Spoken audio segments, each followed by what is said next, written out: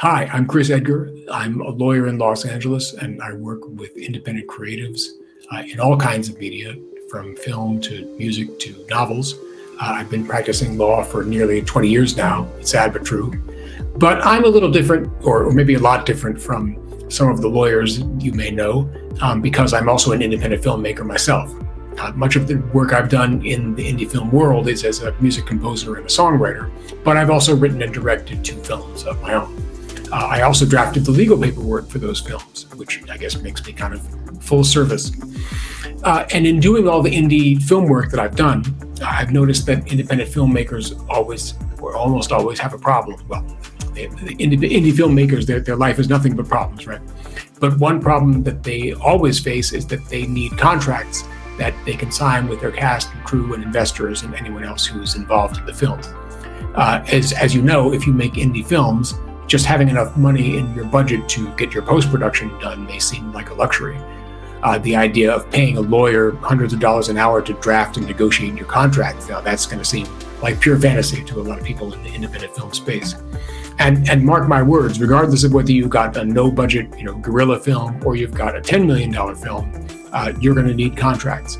If you are the filmmaker, if you've got a production company, you're going to need everyone involved in your film to get a contract that at the very least makes clear that the production company retains all the IP rights, the intellectual property rights, such as copyright in the film, and that the production company can use the image, voice, and likeness in the film of anyone who's going to be on set. These are among the subjects that I'm going to cover in more detail on this channel. Even if the person signing the contract is your mom, you need a contract for her too, because even though you may trust your mother, your distributor doesn't know her from Adam, and they're going to want your contracts, your paperwork to be done up really tight. Or maybe the problem that you're having is that you're an indie filmmaker and you've just been presented with a contract that contains a lot of really scary looking language. Let's say that you made an independent film, and again, you have that high quality problem of having a distributor interested in the film. They say they want to put it in theaters, they say they want to put it in Netflix, and so on.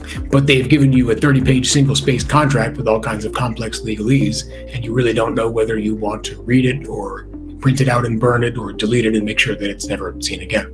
I created this channel, Film Tracks, because I am in a unique position to help indie filmmakers prepare and understand contracts relating to their projects. This channel is all about the ins and outs from a legal perspective of making a film and helping you to avoid tearing your hair out when you're dealing with those issues. I'm going to cover what various types of film contracts clauses mean, what you have to do from a legal perspective to get your film ready for distribution, what kind of paperwork you want to present to investors in your film, and so on and on. So if you're an indie filmmaker who's looking for these kind of pointers, please check out the videos in this channel for what I think is going to be some very useful information about all things legal in the independent film space. Please don't forget to subscribe to this channel so you can stay up to date on the latest and greatest of the information that I'm going to be giving you here. And thanks very much for watching.